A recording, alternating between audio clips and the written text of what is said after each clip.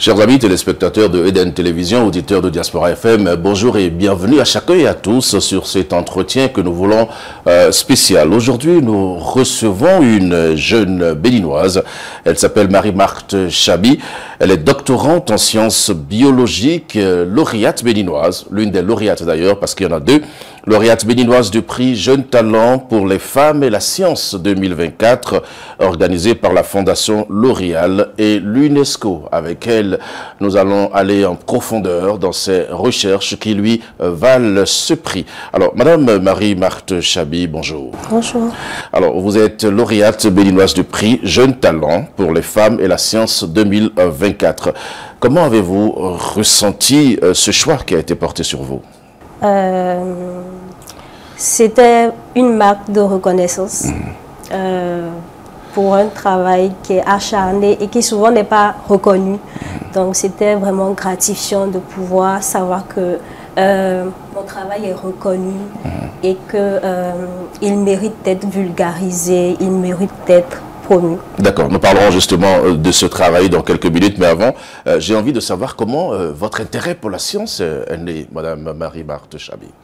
C'est drôle parce que mon intérêt pour la science, il est né en suivant une série médicale, oui, à la télé. Donc ça s'appelait Grey's Anatomy. Et donc dans cette série, en gros, c'était une équipe de médecins, d'internes qui passaient leur temps dans les urgences, du coup donc à recevoir des cas qui sont plutôt graves. Et pour la plupart du temps, c'était soit il fallait, généralement ils arrivaient à les sauver, et il y avait aussi le lot où il fallait apporter la mauvaise nouvelle à la famille. Donc j'ai compris que ça implique aussi des sacrifices. C'est un métier qui est beau, qui est noble, mais qui implique beaucoup de sacrifices et il faut accepter cette partie-là. Donc dans votre famille, personne n'a fait la science et tout ça? Non. C'est venu de la télévision, simplement. Oui. Alors, vous avez fait des recherches, justement, sur la question du diabète.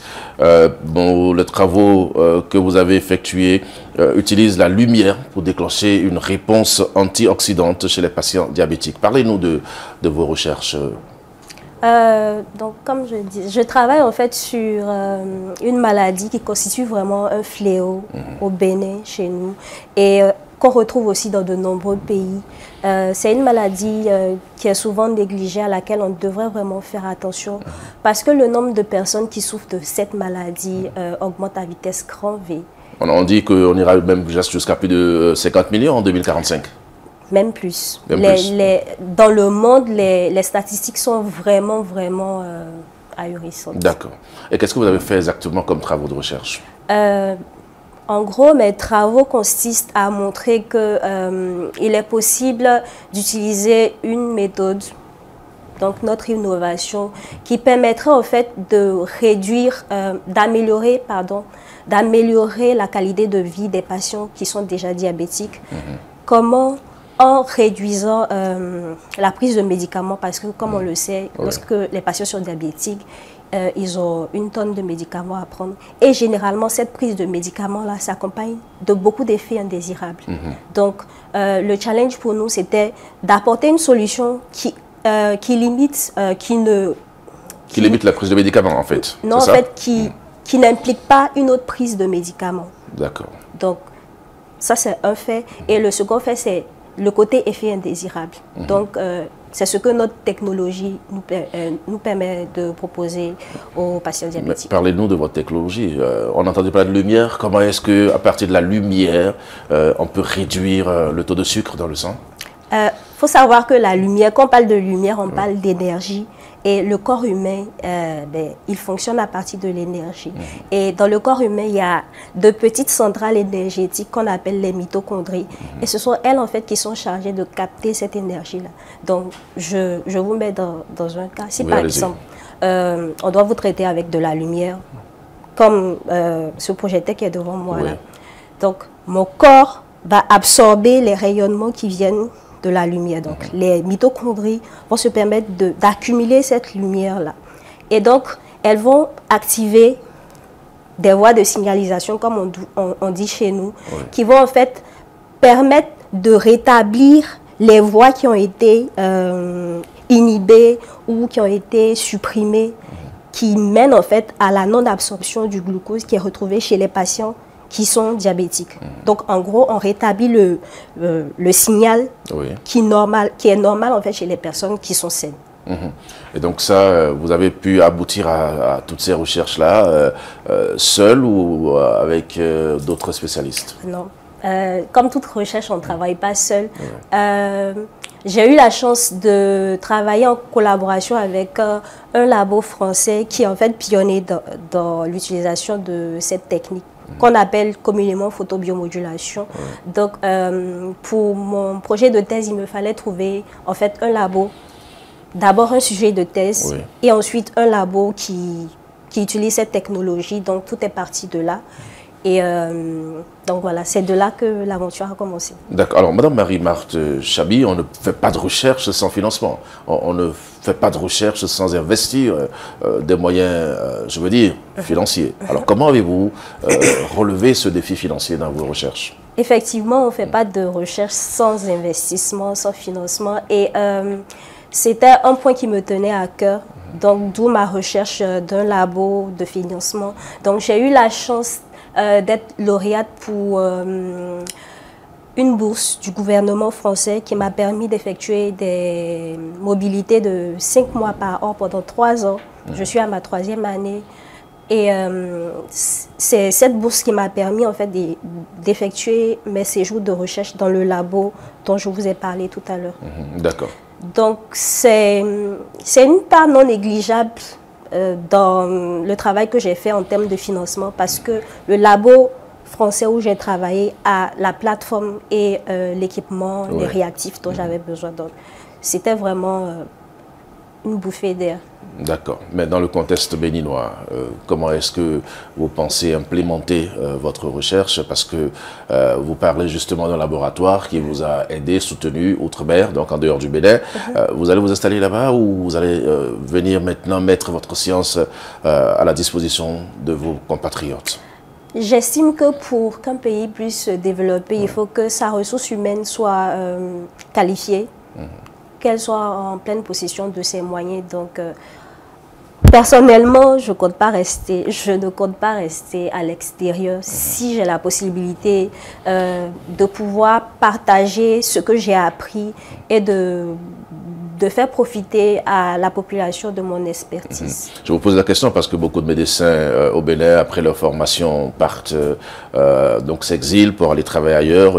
Quand vous faites des recherches comme ça, on a besoin forcément de vos compétences sur place. Alors, à partir de vos travaux, est-ce que vous avez déjà traité quelques patients diabétiques?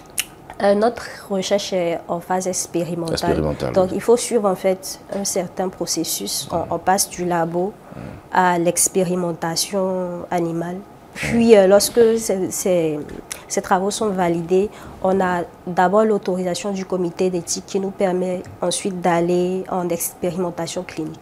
Donc, nous sommes en phase d'expérimentation animale. Cela signifie quoi pour vous d'être une femme dans le milieu de la science? Je veux dire que déjà, c'est un rêve qui devient réalité parce que c'est un parcours qui est long et qui est semé d'embûches. Et je suis fière de moi d'avoir déjà pu arriver où je suis. Et être une femme dans la science, comme je disais, ça implique des sacrifices parce que la femme, elle a beaucoup de casquettes en dehors du fait que je suis scientifique. Je suis une femme, je suis la femme de quelqu'un, je suis mère. Et donc, voilà. Et donc quoi? Et donc, c'est un tout. Ça implique d'avoir un certain équilibre dans la tête, pour pouvoir jongler avec ces différentes casquettes-là. D'accord. Alors maintenant, la Fondation L'Oréal et l'UNESCO vous ont distingué. C'est une nouvelle étape dans votre vie scientifique. Qu'allez-vous faire maintenant après cette étape donc, de la distinction? Je remercie déjà la Fondation L'Oréal et l'UNESCO pour avoir reconnu mon travail. Et c'est une grosse opportunité. D'abord, on en profite pendant ces 3 jours de training parce qu'on a eu à découvrir plein de choses sur nous-mêmes et comment en fait apprendre à parler en public, apprendre à vous parler. Vous avez appris ça aussi? Bien sûr. D'accord, allez-y. Comment apprendre à négocier, si par exemple on a une innovation, comme je disais, à promouvoir, comment apprendre à négocier pour qu'on puisse en tirer profit. Comme je disais aussi, comment apprendre à avoir...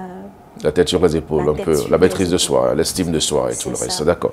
Madame Marie-Marthe Chabi, on vous a pris juste quelques minutes pour mieux comprendre ce que vous faites et surtout pour vous donner l'opportunité de parler aux téléspectateurs et aux auditeurs qui vous écoutent en ce moment. Vous allez conclure notre entretien. Je voudrais m'adresser aux jeunes filles qui, comme moi, pensent à s'orienter aux sciences et qui hésitent.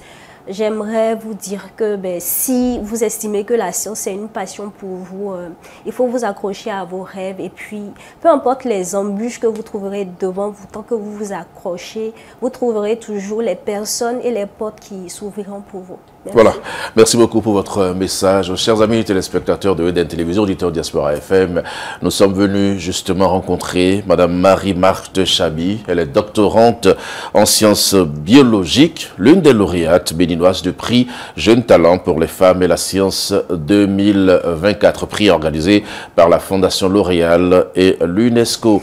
Avec elle, nous avons eu quelques informations sur des travaux scientifiques qu'elle a réalisés pour réduire le taux de sucre dans le sang. On parle justement des diabétiques. Elle a été récompensée pour ses travaux qui utilisent la lumière pour déclencher une réponse antioxydante chez les patients diabétiques. Merci beaucoup pour votre aimable attention. Nous vous retrouverons certainement prochainement pour un autre numéro, une autre émission spéciale. Bon appétit à chacun et à tous.